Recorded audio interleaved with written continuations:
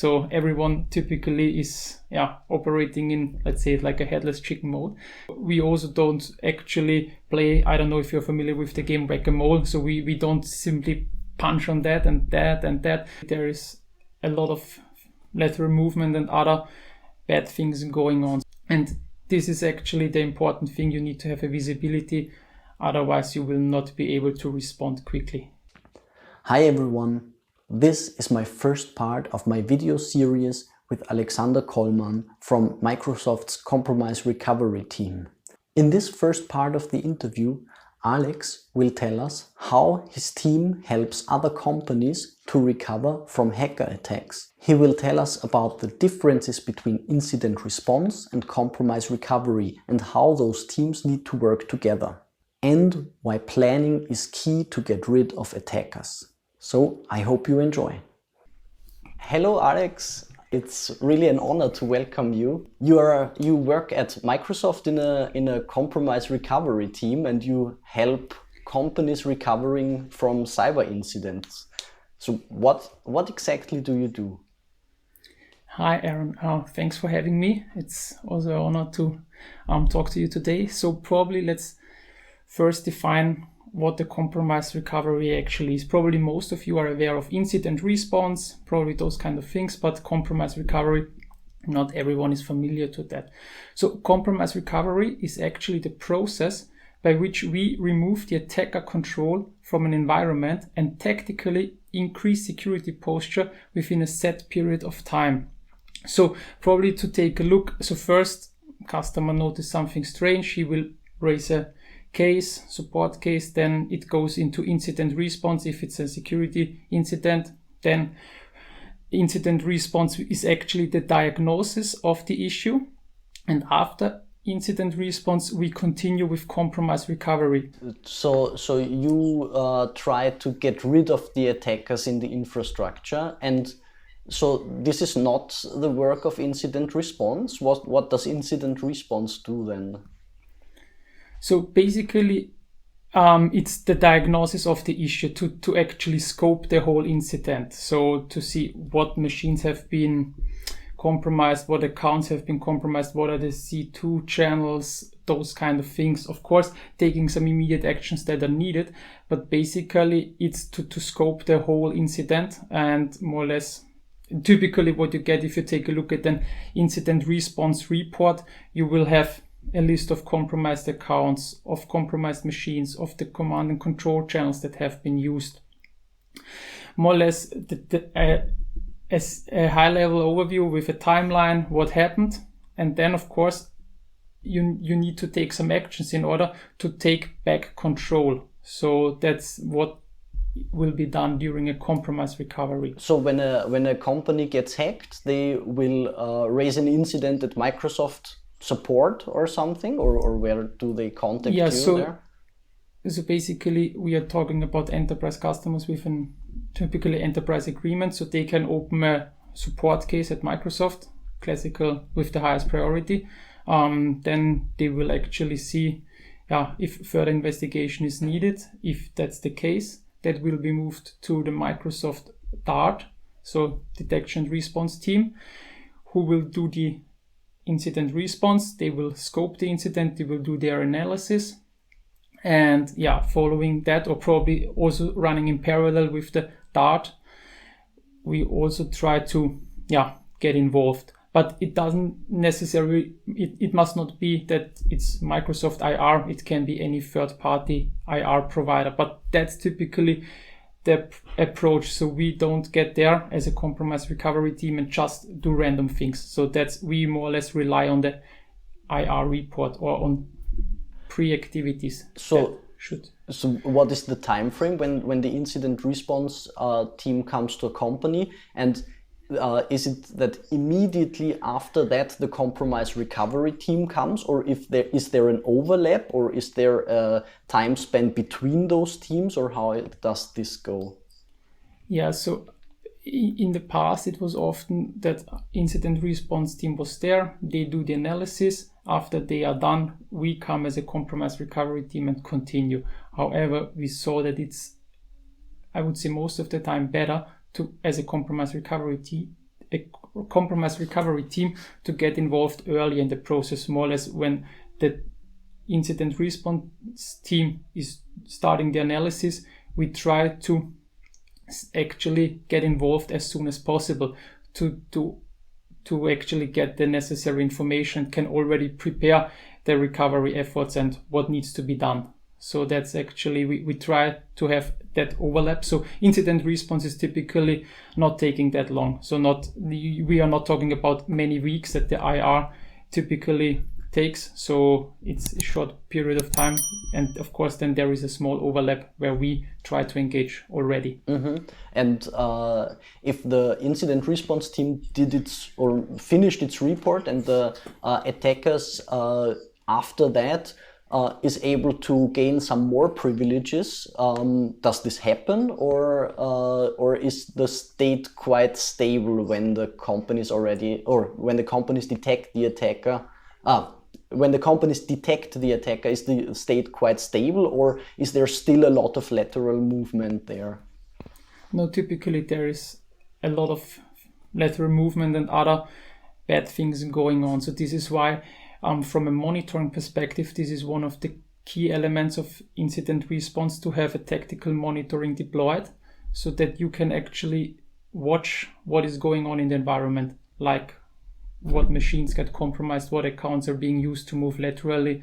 So like the Microsoft DART, the detection response team, they are deploying different monitoring solutions in order to actually continue to take a look what is going on. So it's not just a single run where we collect, or where the DART collects all the data. It's more or less than ongoing tactical monitoring to make sure if additional machines get actually compromised, other accounts are taken over or get taken over by the attacker. So there are multiple things, but the tactical monitoring, that's a very, I would say, key element, so that you know what is going on. Mm-hmm. And where do you deploy these monitorings? Is this a box in the network, or is this something at the domain controllers, or is this something deployed to all office PCs or server systems, or where does this monitoring collect its data from? So there are different monitoring solutions. So I will not spend too much time on the different products in detail, but from a high level. So we have, for example, a product, Microsoft Defender for Identity, that gets deployed on domain controllers and on the ADFS servers to have the monitoring on those machines. And then, of course, for the endpoints itself, like the client or the servers, that the recommendation is to have an EDR solution in place to see what is going on, like, for example, Microsoft Defender for Endpoint. But if the customer has any other tool, at least they should have some visibility. And this is actually the important thing. You need to have a visibility, otherwise you will not be able to respond quickly. Yeah. What is the first thing that you do when you come to a compromised company and get your IR report in your hands? So you read the report, see what systems, what user accounts and so on were compromised. Now let's assume the attacker got already domain administrator privileges. What do you start working on? Yeah, so basically, if the domain administrator has been compromised, we need to consider the whole domain or forest actually lost. So the control is not any longer within the customer. It's actually has moved to the attacker. The attacker can do whatever he wants. So basically, I would say the most important thing is to stay calm. So everyone typically is operating in, let's say, like a headless chicken mode. And that's actually very important, to stay calm and do proper planning. So we also don't actually play, I don't know if you're familiar with the game Whack-A-Mole. So we don't simply punch on that and that and that. So we try to plan it properly. So planning phase is very important. Then high level, we have a staging phase, and then the rapid execution. So where we basically try to evict the attacker in a rapid manner. Mm-hmm.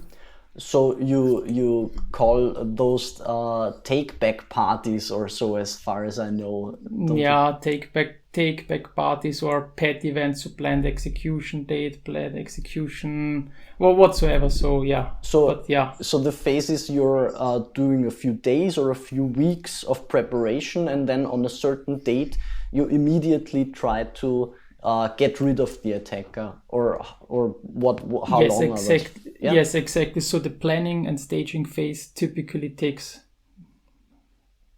depending on the size, 4 to 6 weeks, and then the eviction is typically happening over the weekend. So it really depends.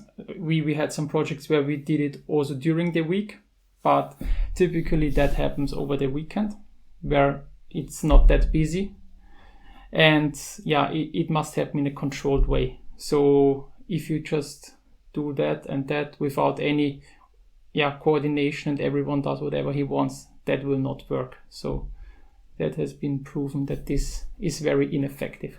Do you do this without any service interruption, or will there be a service interruption for the companies?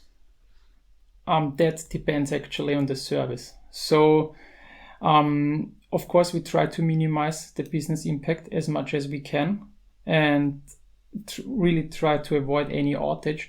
But of course, if the customer has some very specific servers he needs to replace and there is no other way, I mean, typically we really try to make it happen without any without any business interrupts.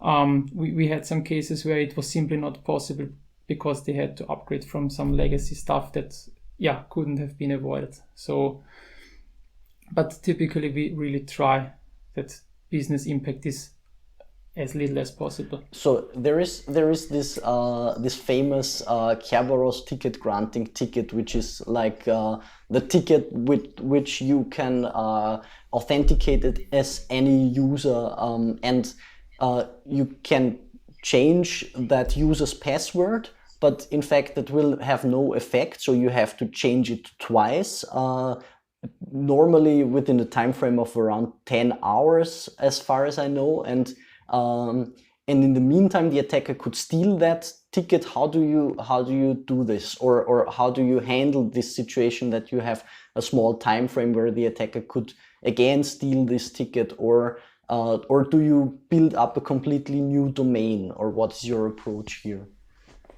So actually there are different ways. So I would say there is not the one single solution for that, but actually I will actually outline some scenarios and we can discuss on those. So first, completely right. So the care TGT account, that's one of, I would say, the accounts that the attacker would like to get the hash from. So then he can create his own Kerberos tickets, his homemade tickets. He can put in whatever he wants. So yeah, as you said, you need to reset that actually twice. However, you can reduce the Kerberos ticket lifetimes within your Active Directory domain. So by default, it's 10 hours for TGTs and TGS, so for ticket granting tickets and ticket granting service tickets. So for service tickets and for the authentication, very, very high level. So you can go ahead and actually change or reduce the hours from 10 to, let's say, 2 hours. So then you need to make sure in those 2 hours you try to minimize or actually monitor everything that is going on. So very strict monitoring. We had some projects where the customer actually was able to cut off the whole internet connection, so to the outside world. So you could ensure that no one is able to access that environment remotely. I mean, nowadays it's kind of difficult, but they were actually able to cut down all the connections. So then you can ensure in those 2 hours no one from the outside world can actually grab it. Yeah, but the hashes are synced between all domain controllers, aren't they? Yes. So, and companies, especially large companies, probably have dozens of domain controllers, and so you would need to closely monitor maybe 10 or maybe 20 or even maybe 100 domain controllers. And if you miss only one domain controller or one like a DC sync request or so, the attacker has again gained access without your knowledge. Is this correct? Yes. So of course, this is why it's key to have full coverage on the, I would say, control plane, like domain controllers, Azure AD Connect, ADFS. So this is really monitored tightly. So 100% coverage, that everything gets monitored to actually see something like you have described, like a DC sync or other things that the bad guys out there try to do. So that's actually very important to have that proper monitoring in place. And does it have an impact for your work, how the attackers gained access to a company? So is the attack vector or the initial attack vector, is this interesting for you, or you don't care and say, yeah, the attacker is in there and we don't care? So what is your approach here? No, that's definitely of interest for us. So I will not name any customers, but basically I can talk about few high-level scenarios. So let's say the customer, they are running some unpatched application on the public internet. So like we had a recent project, and then it's kind of easy if you don't patch it, or if you don't update it, or if you don't take any actions, it will be actually happen again very soon. And the customer actually said we need to bring that service back online at the end of the month because it's so important to us. They brought it up online and we were monitoring and watching it, and after a couple of minutes it was compromised again. So if you don't take any actions on those kind of things, it will happen immediately again. So that's very important, that of course we need to fix, or try at least to fix as much as we can. And if we know what the initial entry vector was, get it closed. Otherwise it's just a matter of time that it happens again. And are those attacks of enterprises, are they typically targeted, or do they just scan the whole internet, pass by a random system that is vulnerable and attack it because it's there, or what is their motive? So do they really conduct targeted attacks there? I think that's difficult to say in general. So we have actually, I would say, we can differentiate between two things. So first, I would say ransomware. Typically, it's not really targeted. It's just, I would say most of the time, they simply got hit because of bad security practices, and the attacker tries to make money out of it. So I would say those projects, we are not talking about targeted attacks. But on the other side, the classical compromise recovery project we did in the past, those attacks, they were kind of targeted. So this is, we don't do any attacker attribution. So that's actually not within our scope. This is not what we do. However, we have some information, of course, how, or probably depending on how the customer got informed, either by a local agency that they informed them that they have seized some infrastructure where they found that specific IP addresses that were actually linked to that customer. But typically, ransomware, I would definitely say it's not targeted. It's simply to make money.